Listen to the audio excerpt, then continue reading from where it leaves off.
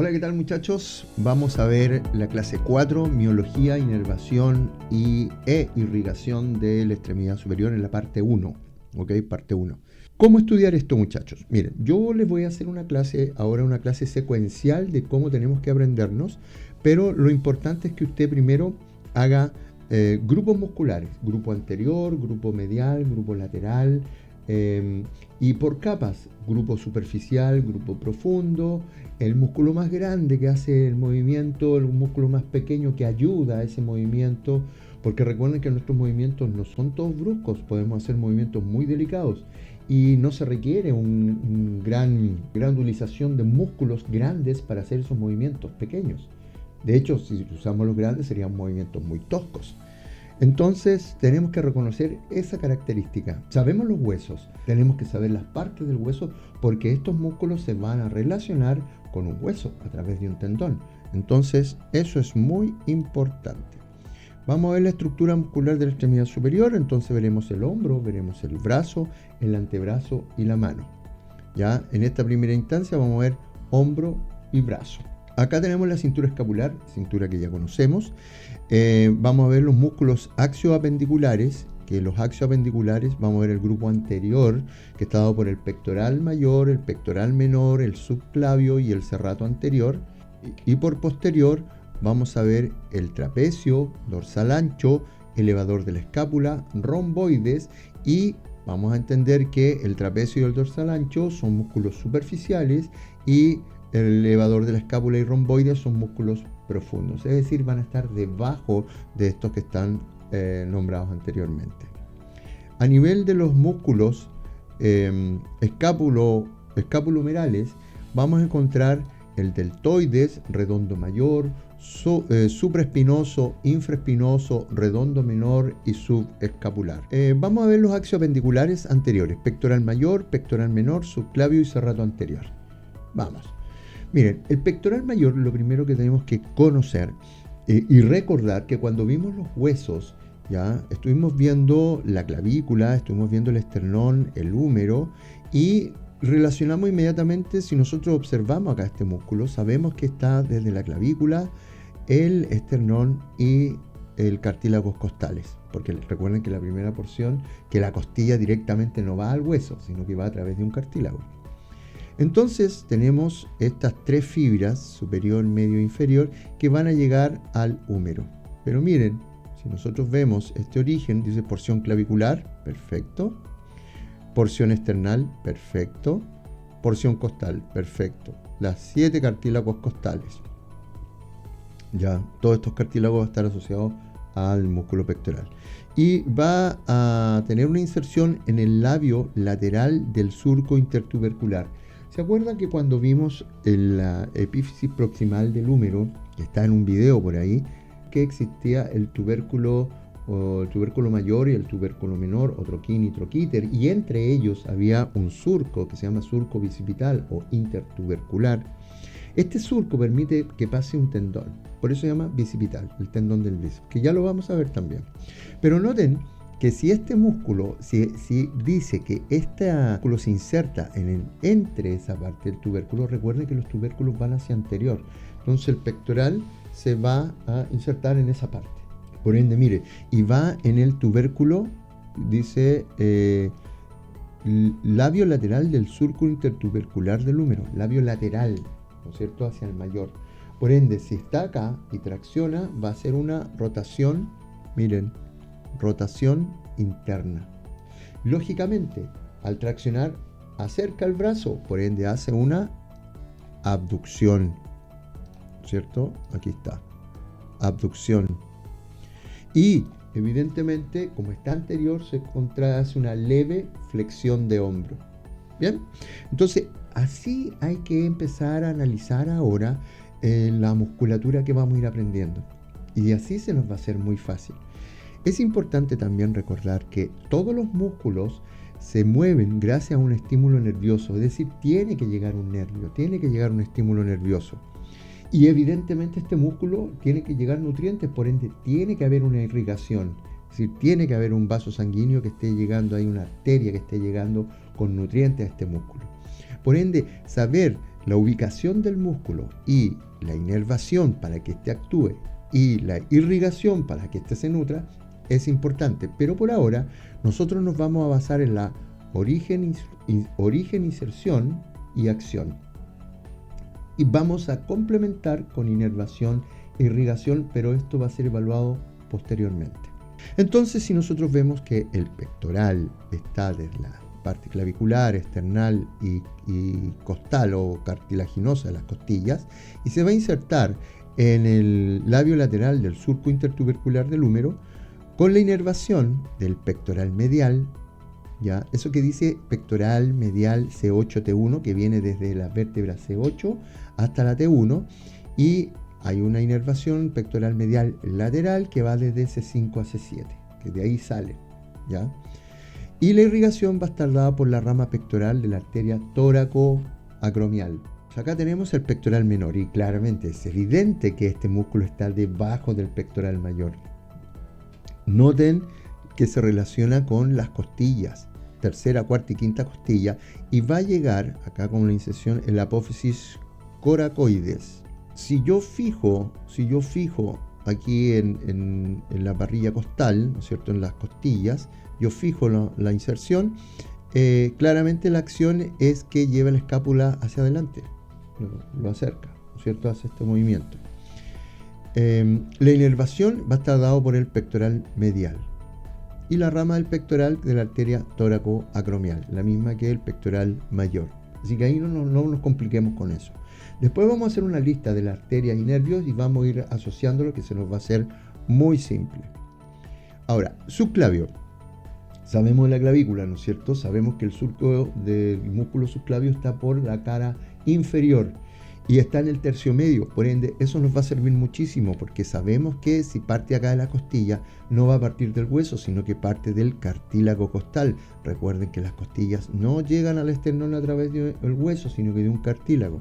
Entonces, cartílago costal y su inserción es la cara inferior en el surco del músculo subclavio. Por ende, miren, si nosotros vemos, si hay una contracción de este músculo, lo que va a hacer es que va a descender y va a anclar la clavícula, es decir, va a ayudar a esta sujeción o firmeza en la clavícula. Recuerden que los músculos tienen esta característica que nosotros podemos tensionarlos. Cuando dice ponte firme y uno se pone, contrae los músculos y todo se aprieta y evidentemente da mucha firmeza. Ahora, si vemos la inervación es del nervio subclavio, así que tampoco tendríamos mucho problema ahí porque tiene el mismo nombre, ¿ya? La rama C5, C6, y ahí vamos a ir viendo que a la medida que vamos alejándonos, las ramas van bajando, lógico, ¿ya? Y la irrigación es la rama clavicular de la arteria tóraco-acromial. La misma arteria, pero la rama clavicular, ojo, aquí abajo va una arteria, la subclavia, ¿ya? Importante para las fracturas que veamos después en la clavícula. En el serrato anterior, miren este músculo es muy interesante porque si se dan cuenta, la escápula cubre el músculo, es decir, este músculo va entre las costillas y la escápula, va entre y se va a insertar en el borde vertebral o medial de la escápula por su cara anterior. Entonces tenemos el origen, cara lateral de las costillas superiores hasta la 8-9 y su inserción es en el borde medial de la escápula por la cara anterior. Por ende, la acción es mantener la escápula contra la pared torácica, la adhiere a la pared torácica, ¿ya? Y evidentemente por la tracción hace una rotación de la escápula, Nosotros entenderemos que cuando hace rotación, rota, el ángulo inferior se va hacia lateral, ¿no es cierto? Porque lo tracciona desde anterior, bien pegadito a la caja torácica. La inervación es nervio torácico largo y la irrigación es la arteria torácica lateral. Entonces vamos a los axiopendiculares posteriores y aquí vamos a encontrar el músculo trapecio, el dorsal ancho, ¿ya? Que son músculos superficiales, y el elevador de la escápula y romboides mayor y menor que son más profundos. El trapecio es este gran músculo de la espalda que vemos acá, que se contractura y hartas lesiones con respecto a ese músculo. Y lo primero que debemos entender que tiene fibra superior, fibras medias y fibras inferiores. ¿Y cómo entendemos eso? Acá lo vamos a ver, miren. Fibra superior, fibras medias y fibras inferiores. Ahora, noten que parte desde acá arriba, de la zona nucal, de la línea nucal puntualmente. Y vamos a revisar que su origen dice apófisis espinosa, C7-T12, línea nucal superior y protuberancia occipital. Ahí tenemos la protuberancia y la línea nucal. ¿Ok? Parte de aquí. Y después va desde la apófisis espinosa, ¿cierto?, hasta la T12. Ojo, la T12 es donde se relacionan las costillas. La última costilla llega hasta ahí. Ya es un punto de referencia importante. Cuando veamos espalda, chiquillos, hay un tema de anatomía de superficie que es importante que lo entiendan y que aprendamos. Cuando vemos acá, tenemos la línea nucal. La vértebra que está más acá, más prominente, que es la C7, se llama así, prominente, C7. Después tenemos el ángulo inferior de la escápula, está en T7. Y el trapecio llega hasta T12, o torácica, ¿no es cierto? Torácica 12 y torácica 7. Esos puntos son importantes para que podamos reconocer después en superficie o los músculos hasta dónde llegan. Ya les voy a ir indicando con mayor detalle para que puedan relacionar eso que les acabo de decir. Las fibras superiores, dice elevación, rotación de la escápula. Esas son las funciones. Vamos al origen. Apófisis espinosa, de C7 a T12. Inserción tercio lateral de la clavícula, espina y acromio. Miren, si esto parte acá y llega acá, se va, miren, voy a hacer el recorrido de este inferior, llega a la espina de la escápula, va a dar la vuelta, ¿cierto? Va a llegar al acromio, bien, acromio de la escápula, y va a tomar parte del tercio lateral de la clavícula. Entonces da una vuelta completa, sí, parte acá, acá y hacia abajo, y va a llegar hasta la T12. La inervación, nervio accesorio, C3, C4, irrigación, arteria cervical transversa. ¿Bien? Recuerden que la inervación y la irrigación la estamos nombrando porque estas van a ser evaluadas después, pero debemos aprenderlas. ¿Ya? Después vamos a hacer un listado completo de esa inervación. El dorsal ancho, miren este músculo es muy interesante porque, si se dan cuenta, todos los músculos para mí son interesantes. ¿Por qué? Porque me encanta el movimiento, me encanta, por eso es una excelente profesión, chiquillos. Así que vamos muy bien encaminados. Miren, tenemos este que es el dorsal, que está en la cara dorsal, y es ancho porque es ancho. Entonces, dorsal ancho. Recuerden que los nombres de las estructuras la dieron anatomistas, personas que tenían que inventar nombres y no se complicaron. Dijeron, vamos a poner el nombre a lo que se parece. Y es ancho, y está en la parte dorsal, dorsal ancho. Perfecto. Miren dónde se inserta. Vamos a poner al otro lado porque en la estrella aquí nos tapa. Miren, anterior.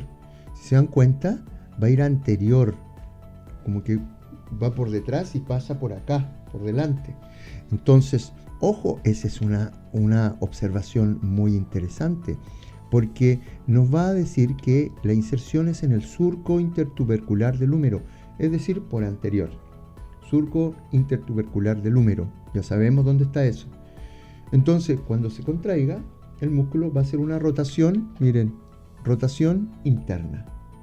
Evidentemente va, al estar, ¿no es cierto?, desde posterior, la tracción va a hacer una extensión, rotación interna y, lógicamente, lo va a acercar, va a hacer una aducción, porque lo está traccionando hacia acá. Entonces, ahí sacamos la acción fácilmente, reconociendo el músculo y sabiendo a dónde llega. Bien, noten que acá tenemos toda esta estructura blanca que es la fascia tóraco-lumbar, ¿no es cierto?, de tórax y la zona lumbar, tóraco-lumbar, una fascia, ¿ya?, y que va a permitir fijar en la musculatura en esta zona. Y por ende la inserción va a ir en la parte anterior donde está el surco intertubercular. La inervación es nervio torácico dorsal C6, C8 y la arteria en la tóraco-dorsal. Y ahí tenemos los dos superficiales, trapecio y dorsal ancho. Miren acá, si nos dice elevador de la escápula, adivinen qué hace este músculo. Eleva la escápula. y si eleva la escápula, este músculo que tiene que estar sobre la escápula. Por ende, vamos a encontrar que este músculo está en la apófisis transversa desde C1 a C4 y se va a insertar en el ángulo superior de la escápula. Ahí aparece el ángulo que estuvimos viendo. Muchos dicen, pero ¿por qué nos dice el triángulo si es lógico que tiene ángulos, etcétera? Porque después lo aplicamos en esta parte, en la descripción. La inervación está dada por la nervio cervical C3, C4, ¿ya? Y nervio dorsal de la escápula C5, y la irrigación va a estar dada por la arteria dorsal de la escápula. Entonces, eleva la escápula. Es un músculo más profundo. Está debajo del trapecio en las fibras superiores. Romboides. Miren acá, tenemos el romboide mayor y este otro es el romboide menor. Y es lógico porque es más chiquitito y el otro es más grande. El romboide mayor. Noten a dónde llega. Entonces, el romboide mayor, una de las características importantes que tenemos que considerar acá es que primero va desde, déjenme marcar acá, va desde la T2 a T5 y se va a insertar en el borde medial de la escápula. Por ende, la acción que va a hacer una retracción de la escápula cuando juntan las escápulas, eso es una retracción. Y bueno, la inervación va a estar dado por el dorsal de la escápula y la arteria cervical transversa. En cambio, el romboides menor, ¿no es cierto?, también va a ser una retracción de la escápula, va a tener la misma acción, solo que este parte de C7 a T1, C7 la prominente hasta la torácica 1, y también va a ir cerca, o se va a relacionar con el borde medial a la altura de la espina de la escápula. ¿Ya? A la altura de la espina de la escápula. La inervación también va a estar dado por el nervio dorsal de la escápula, C4, C5, y la irrigación, la arteria cervical transversa. Si hablamos de los músculos escápulo-humerales, vamos a hablar del deltoide, redondo mayor y supraespinoso, infraespinoso, redondo menor y subescapular. Estos están encerrados en un cuadrito porque estos se llaman los músculos del manguito rotador. Una serie de músculos que van a permitir la rotación del húmero y que se lesionan mucho. Entonces tenemos que aprenderlo perfectamente. El deltoide es un músculo superficial, por ende también lo vamos a reconocer. Y el redondo mayor nos va a permitir identificar y reconocer también el redondo menor. Así que ahí les voy a dar unos tips interesantes para que podamos reconocer toda esta musculatura. Acá tenemos el deltoides. Miren, el deltoides reconocemos, al mirarlo, vemos tres partes, 1, 2 y 3. ¿Ya? Miren, la función tiene una porción clavicular, una porción acromial y una porción espinal. Claramente, si yo lo veo aquí, está por anterior en la clavícula. Acá está el acromio y hacia atrás se va hacia la espina de la escápula. ¿Ok? Hace todo esto. Y se inserta en la tuberosidad del deltoides o tuberosidad deltoidea. Y la inervación va a estar dado por el nervio axilar. Y la arteria circunfleja es la que irriga este músculo. Es la que circunfleja porque rodea. El redondo mayor, ojo, miren, el redondo mayor tiene un origen acá en el ángulo inferior de la escápula y va a ir hacia anterior, también va a llegar hasta el labio medial del surco intertubercular. También va a ir por anterior, como lo que hablamos del dorsal ancho. Por ende, también va a ser una rotación interna. Pero noten, el mayor llega hasta el ángulo y llega al surco intertubercular. En cambio, el redondo menor no va a hacer ese recorrido, sino que va a ir, como lo vamos a ver acá, va a ir desde el tercio lateral de la escápula, en el borde del tercio lateral de la escápula, y se va a insertar en el tubérculo mayor. Pero sigamos, ya vamos a llegar a él. Entonces, la inervación es subescapular inferior y la irrigación es la arteria circunfleja, como ya vimos toda la arteria de la escápula. El supraespinoso es un músculo que está sobre la espina, por ende está en la fosa supraespinosa, que también la reconocimos, y va a llegar al tubérculo mayor. Miren, tubérculo mayor. Ese es un dato importante. Tubérculo mayor. Supraespinoso, tubérculo mayor. Inervación subescapular, irrigación, arteria supraescapular. Después tenemos el infraespinoso. El infraespinoso va a permitir una rotación externa. ¿Y por qué? porque miren dónde se inserta. Va en el tubérculo mayor, ¿cierto? Tubérculo mayor. Recién dijimos, supraespinoso, tubérculo mayor. ¿Qué es lo que hace? ¿Cierto? Permite la abducción porque está arriba. ¡Pum! Va a abrir. Pero va en el tubérculo mayor. Infraespinoso, tubérculo mayor. Y también se inserta en la fosa infraespinosa. ¿Ya? Inervación nervio supraescapular, irrigación arteria supraescapular. El redondo menor. El redondo menor es un músculo que va a ir el borde lateral de la escápula, 2/3 superior, y se va a insertar en el tubérculo mayor. Ya llevamos varios músculos en el tubérculo mayor, ¿ya? Y el nervio axilar es el que va a estar inervándolo, y la irrigación es la arteria circunfleja. Entonces, ojo, miren, debemos reconocer que los que están asociados al tubérculo mayor son músculos que van a permitir, excepto el supraespinoso que hace una abducción, una leve abducción los primeros 30 grados, todos los otros van a hacer una rotación externa. Todos los otros van a hacer una rotación externa. ¿Por qué? Porque está tomado desde... El músculo rodea el húmero y va a llegar al tubérculo mayor. Entonces cuando se tracciona hace una rotación externa. El subescapular, ojo, miren, el subescapular está en la fosa subescapular y se inserta en el tubérculo menor. Tubérculo menor, que también va a hacer, al traccionar, va a hacer una rotación interna. Entonces ahí tenemos el grupo del manguito rotador: supraespinoso, infraespinoso, subescapular, redondo menor. Ojo, ¿por qué no el mayor? Primero, para no olvidarnos, es manguito, chiquitito, redondo menor, ¿ya? Siempre uno hace, porque siempre se confunden cuál es el que va inserto ahí, el redondo mayor o el redondo menor. Pero debemos tener claro que es el redondo menor en este caso. ¿Bien? Músculo manguito, aquí está dicho: supraespinoso, infraespinoso, subescapular, redondo menor. Manguito rotador. ¿Qué hacen? Rotar. ¿Y por qué? Porque algunos se insertan en el tubérculo mayor y otros en el tubérculo menor, y permite la rotación porque está tomando, el hueso de ambos lados, y lo tracciona haciendo que este rote. Vamos a los músculos del brazo. Y acá tenemos músculo anterior y músculo posterior.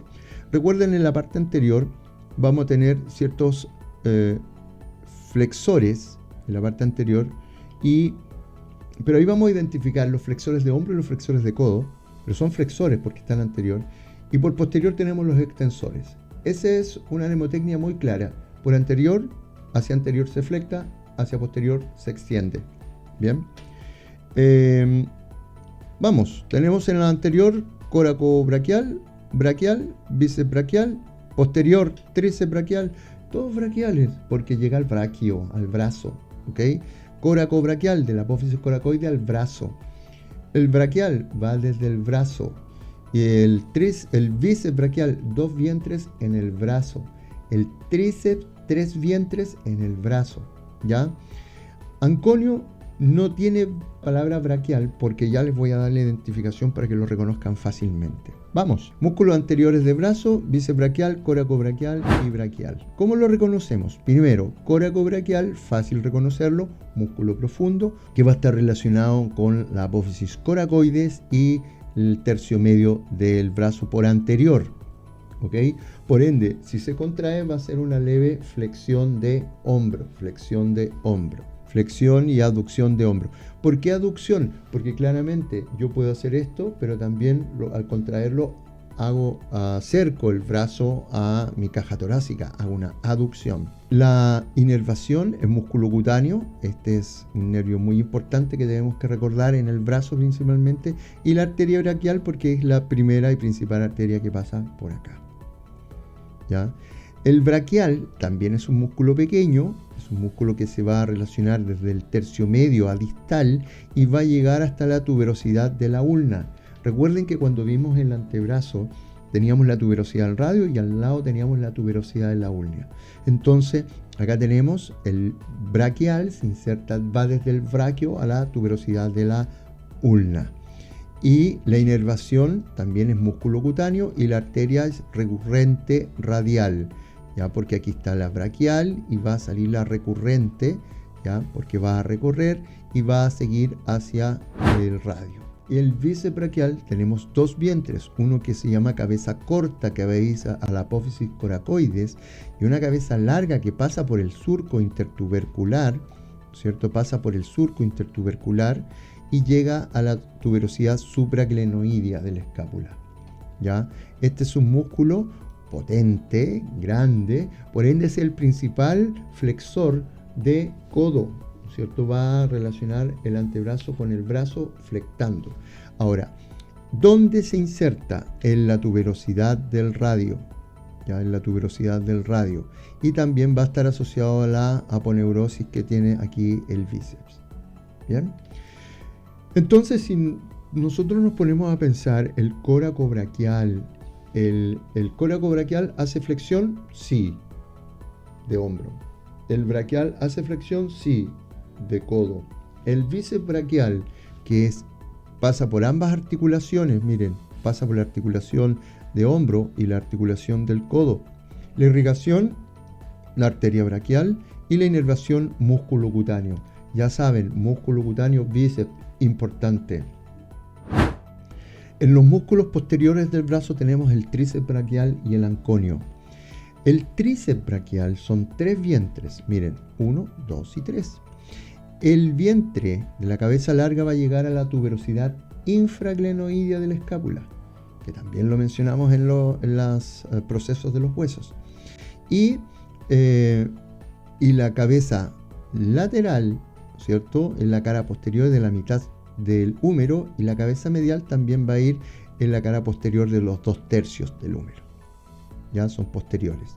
Pero aquí nos interesa estos tres, saber la cara larga, lateral y medial. ¿Por qué? Porque el paciente refiere dolor en esos músculos.